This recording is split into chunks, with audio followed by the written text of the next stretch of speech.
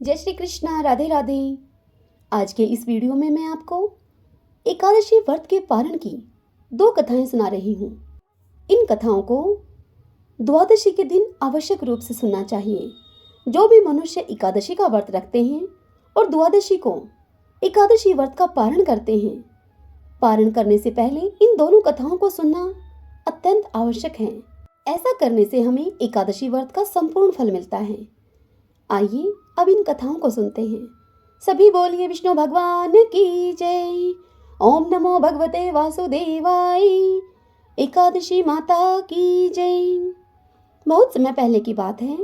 अम्बरीश नाम का एक राजा था जो भगवान नारायण का परम भक्त था। राजा अपनी पत्नी के साथ 12 महीने की सभी एकादशी का व्रत पूर्ण श्रद्धा भाव के साथ किया करता था।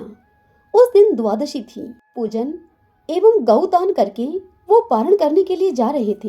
तभी दुर्वासा ऋषि अपने सहस्त्रों शिष्यों के साथ राजा अम्बरीश के महल में आ पहुंचे। उस दिन द्वादशी थी।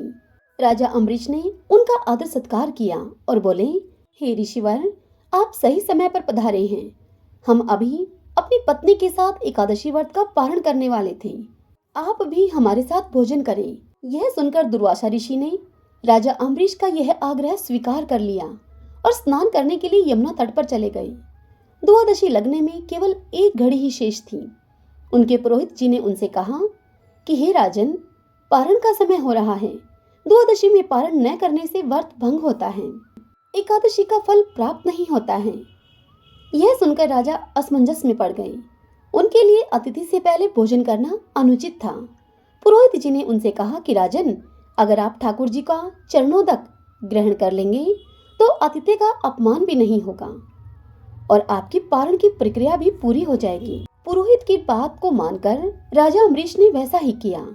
लेकिन उसी समय दुर्वासा ऋषि वहां पर आ गए और उन्हें पानी पीते हुए देखकर दुर्वासा जी उन पर भड़क गए और गुस्से से जलते हुए राजा अम्बरीश से बोले कि हे राजन, तुमने अपना वचन भंग किया है, इस कारण से तुम्हें दंड मिलेगा। और यह कहकर दुर्वासा ऋषि ने अपनी जटा से एक बाल उखाड़कर पृथ्वी पर पटक दिया। उससे एक भयंकर राक्षसी उत्पन्न हुई जो कि अब राजा अम्बरीश की ओर बढ़ने लगी। राजा बिना घबराए ओम नमो नारायणाय इस मंत्र का जप करने लगे। वह राक्षसी अग्नि की ज्वाला के समान धधकती हुई राजा अम्बरीश की ओर बढ़ने लगी।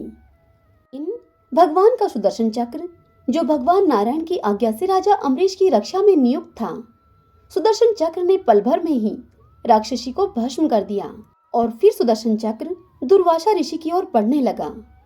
राक्षसी को इस प्रकार जलती हुई, भस्म होती हुई देखकर और ज्वाला में कराल चक्र को अपनी ओर आते हुए देखकर दुर्वासा जी अपने प्राण को बचाने के लिए भागे और दौड़ते हुए ब्रह्मा जी के पास जा पहुंचे। वहां जाकर उन्होंने ब्रह्मा जी से सुदर्शन चक्र से रक्षा की प्रार्थना की। तब ब्रह्मा जी ने उनसे कहा कि हे ऋषिवर, इस चक्र से मैं आपकी रक्षा नहीं कर सकता। इसे शांत करने के लिए आपको श्री हरि विष्णु के पास जाना होगा। जिस गति से चक्र आपकी ओर आ रहा है, मैं उससे प्रार्थना कर सकता हूँ कि आप जब तक बैकुंठ में नहीं पहुंच जाते तब तक वह आपको कोई नुकसान न पहुंचाए। दुर्वासा ऋषि दौड़ते हुए अब बैकुंठ की ओर पहुंचे और वहां पहुंचकर दुर्वासा ऋषि भगवान विष्णु के चरणों में गिर पड़े। दुर्वासा ऋषि ने भगवान विष्णु से कहा कि हे शरणागत वत्सल, हे आर्त जन रक्षक, आप मेरी रक्षा करो। तब प्रभु विष्णु ने कहा, हे महर्षि, मैं स्वतंत्र नहीं हूँ, मैं तो भक्तों के पराधीन हूँ। इसलिए हे ऋषिवर, आप उन महाभाग राजा अम्बरीश के पास जाएं, वही आपकी रक्षा करेंगे। इधर राजा अम्बरीश बहुत ही चिंतित थे। उन्हें लगता था कि मेरे ही कारण दुर्वासा जी मृत्यु के भय से ग्रसित होकर भूखे ही भाग पड़े हैं। यह सोचकर वे केवल जल पीकर ही ऋषि के लौटने की पूरे 1 वर्ष तक प्रतीक्षा करते रहे। वर्ष भर के बाद दुर्वासा जी जैसे भागे थे, वैसे ही भयभीत होकर वापस राजा अम्बरीश के पास पहुंचे और वहां महल में पहुंचकर राजा अम्बरीश के पैरों पर गिर पड़े और उनके पैर पकड़ लिए। अब दो ब्राह्मण के द्वारा पैर पकड़े जाने से राजा अम्बरीश को बड़ा ही संकोच हुआ।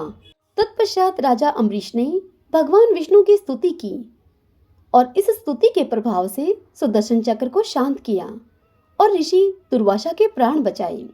सभी बोलिए विष्णु भगवान की जय।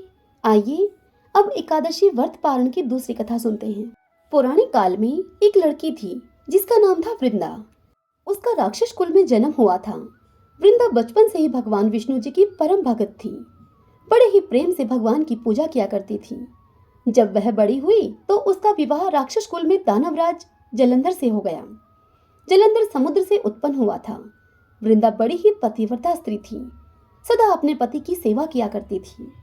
एक बार की बात है, देवताओं और दानवों में युद्ध हुआ। जब जलंधर युद्ध पर जाने लगे तो वृंदा ने उनसे कहा कि स्वामी, आप युद्ध पर जा रहे हैं। आप जब तक युद्ध में रहेंगे मैं पूजा में बैठकर आपकी जीत के लिए अनुष्ठान करूंगी, और जब तक आप वापस नहीं आ जाते मैं अपना संकल्प नहीं छोड़ूंगी। जलंधर तो युद्ध में चले गए और वृंदा व्रत का संकल्प लेकर पूजा में बैठ गई। वृंदा के व्रत के प्रभाव से अब देवता भी जलंधर को युद्ध में न जीत सके। सारे देवता जब हारने लगे तो भगवान विष्णु जी के पास गए। सबने भगवान से प्रार्थना की। तब उनसे भगवान कहने लगे कि वृंदा मेरी परम भक्त है, मैं उसके साथ छल नहीं कर सकता। पर देवता बोले कि भगवान, दूसरा कोई उपाय भी तो नहीं है, अब आप ही हमारी मदद कर सकते हैं। तब भगवान ने जलंधर का ही रूप रखा और वृंदा के महल में पहुंच गए। और जैसे ही वृंदा ने अपने पति को देखा, वे तुरंत ही पूजा में से उठ गई और उनके चरण छू लिए। जैसे ही उनका संकल्प टूटा, युद्ध में देवताओं ने जालंधर को मार दिया और उसका सिर काटकर अलग कर दिया। उनका सिर वृंदा के महल में जाकर गिरा। जब वृंदा ने देखा कि मेरे पति का सिर तो कटा पड़ा है, तो फिर ये जो मेरे सामने खड़े हैं, ये कौन है? तब वृंदा ने उनसे पूछा कि आप कौन हैं जिसका स्पर्श मैंने अभी किया? तब भगवान अपने रूप में आ गए, पर वे कुछ न बोल सके। वृंदा सारी बात समझ गई। उन्होंने भगवान को श्राप दे दिया कि आप पत्थर के हो जाओ। भगवान तुरंत ही पत्थर के हो गए। सभी देवता हाहाकार करने लगे। लक्ष्मी जी रोने लगी और प्रार्थना करने लगी। तब वृंदा जी ने भगवान को वापस वैसा ही कर दिया और अपने पति का सिर लेकर वे सती हो गई। वृंदा की राख से एक पौधा निकला। तब भगवान विष्णु जी ने कहा कि आज से इनका नाम तुलसी है और मेरा एक रूप इस पत्थर के रूप में रहेगा, जिसे शालिग्राम के नाम से तुलसी जी के साथ ही पूजा जाएगा, और मैं बिना तुलसी जी के प्रसाद स्वीकार नहीं करूंगा। तब से तुलसी जी की पूजा सभी करने लगे और तुलसी जी का विवाह शालिग्राम जी के साथ कार्तिक मास में किया जाता है। देव उठनी एकादशी के दिन इसे तुलसी विवाह के रूप में मनाया जाता है। सभी बोलिए विष्णु भगवान की जय। एकादशी माता की जय।